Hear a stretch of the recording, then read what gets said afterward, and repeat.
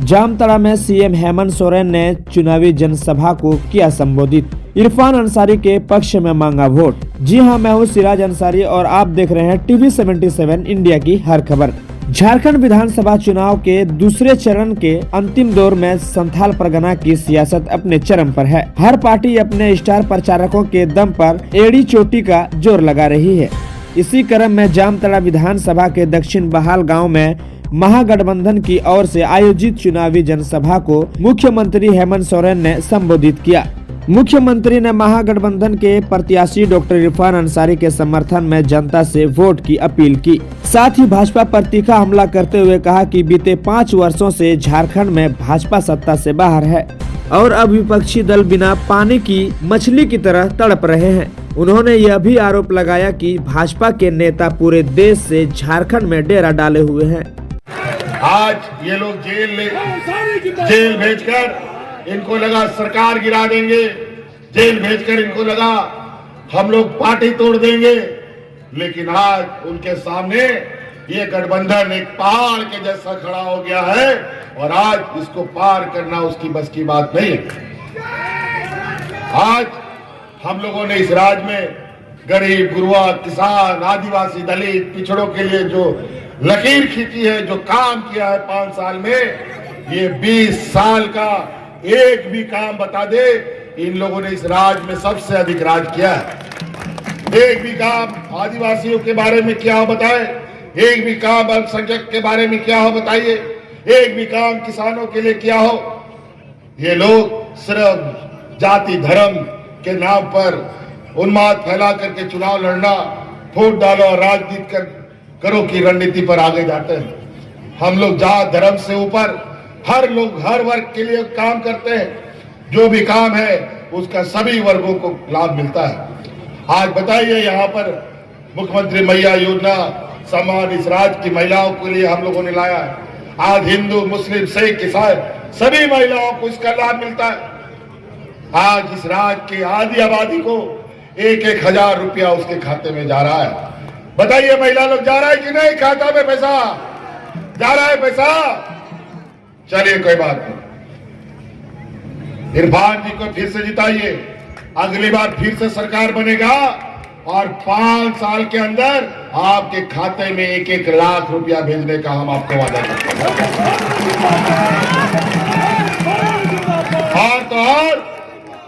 और तो और उसका पहला कदम हमने निर्णय ले लिया है। अब जो अगला किस्त आपको आ रहा है, जो अभी 1000 रुपया आ रहा था, वो 1000 से बढ़कर के 2500 रुपया होने जा रहा है। तो कई ऐसी चीजें बताइए, इनसे पूछिए 20 साल में महिलाओं को मजबूत करने के लिए आपने कौन सा काम किया? एक भी काम नहीं किया सकते। इनके सरकार में लोग भूख से मरने पर मजबूर हो गए। इनके सरकार में किसानों ने आत्महत्या किया। हमारी सरकार में किसानों को राहत देने के लिए 2 लाख रुपए तक का ऋण माफी करने का काम किया। आज हमें पता है इस राज्य में गरीब गुरुआ लोग कैसे जीवन काटता है। छोटा छोटा जरूरत के लिए, अपना बच्चा का स्कूल फीस भरने के लिए उधार कर्जा लेता है, अपना इलाज के लिए उधार कर्जा लेता है, बिजली का बिल भरने के लिए कर्जा लेता है। महिलाएं अपना गहना गिरवी रखती हैं। अगर समय पे स्कूल का फीस ना भरो तो बच्चा का फीस स्कूल से नाम कट जाता है। समय में बिजली का बिल ना भरो तो कोर्ट कचहरी थाना हो जाता है। आज आपका उस बोझ को हमने अपने कंधे पे लिया और आज आपका जितना बिजली का बकाया था सबको माफ कर दिया। माफ हुआ कि नहीं? माफ हो गया बिजली का बिल? बोझ कम हुआ कि नहीं? चलिए, पूछिए इनसे, इस राज्य के गरीबों का कितना आपने बोझ हल्का किया। ये लोग देने वाले लोग नहीं हैं, ये लोग लूटने वाले लोग हैं। इससे संभल के रहिएगा। ये लोग इतना जहरीला, ये लोग समाज के बीच में जहर बोता है कि एक दूसरे से लड़वाने का काम करता है। जिस राज्य पे कोई लड़ता झगड़ता नहीं, वहां इसका कोई रोटी नहीं पकता।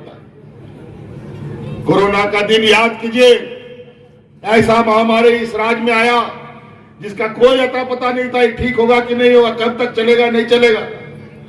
और यही लोग अचानक किसी को समय दिए बगैर देश में लॉकडाउन लगा दिया। सब जहां का तहां फंस गया, कोई घर वापस नहीं आ सकता था।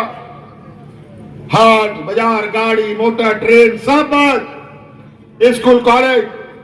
उस समय याद कीजिए, आपने कई खबरों में देखा था, यही आपका भाई जो खड़ा है, आपके भाइयों को हवाई जहाज से ढोकर के आपके घर पहुंचाने का काम करता था।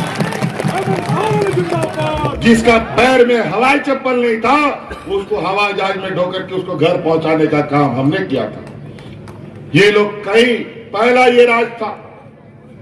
ये लोग तो ऐसे लोग हैं कि बूढ़ा बुजुर्ग को ना बख्शे। आज सरकारी कर्मचारियों को उसका बुढ़ापे का लाठी नहीं देते। आज देश में सरकारी कर्मचारियों को कोई पेंशन नहीं मिलता। ये देश का पहला राज है जो सरकारी कर्मचारियों को अपना पुराना पेंशन में हमने वापस कर दिया है। आज सरकार सारे कर्मचारी रिटायर भी हो रहे हैं और पेंशन भी ले रहे हैं। कई ऐसा गांव देहात के लोग हैं जहां बीडीओ कौन है, सीओ कौन है नहीं जानता, ब्लॉक ऑफिस कभी नहीं देखा। आज सड़क बिजली कहीं पुल भी ना हो, सड़क भी ना हो, आज गांव गांव सरकारी पदाधिकारी जाते हैं और आपकी समस्या का समाधान करते हैं। सरकार आपके द्वार के माध्यम से हर एक गांव पंचायत टोला में हम लोगों ने पदाधिकारियों को भेजा। अब अगली सरकार ऐसे नीतियों के साथ आगे चलेगी कि सरकार के पदाधिकारी कर्मचारी जो भी आपकी समस्या है आपके घर में जाकर के समाधान करेगा। तो साथियों, कई ऐसी बातें हमारे गांव देहात में एक समय बहुत बूढ़ा बुजुर्ग लोग को कम पेंशन मिलता था, एक दो बूढ़ा बुजुर्ग लोग को मिलता था, एक दो विधवा महिला को पेंशन मिलता था। क्योंकि केंद्र सरकार ने सब जगह लिमिट फिक्स कर रखा था। विधवा महिला 18-19 साल में हो गई और 40-50 साल के बाद भी उसको पेंशन मिलेगा कि नहीं मिलेगा पता नहीं।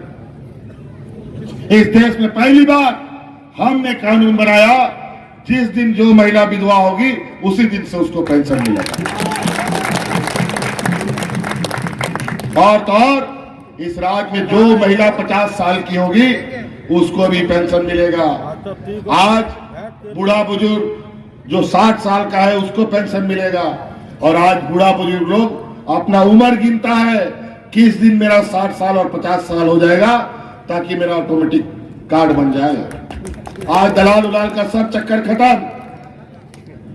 इसलिए साथी, इस राज्य में महागठबंधन को मजबूत बनाना है, फिर से सरकार बनानी है और इस राज्य को एक लोकतंत्र को मजबूत करने का, यहाँ के संविधान को बचाने का एकजुट होकर के हमें रहना होगा, तभी ये राज्य बच सकता है और हम सभी गरीब आदिवासी दलित पिछड़ा बच सकते हैं। इसलिए साथी, आप लोगों से एक जोरदार अपील चाहते हैं, इरफान अंसारी को जिताइएगा ना, जोर से बोले जिताइएगा ना, महागठबंधन को जिताइएगा ना, सरकार बनाइएगा ना।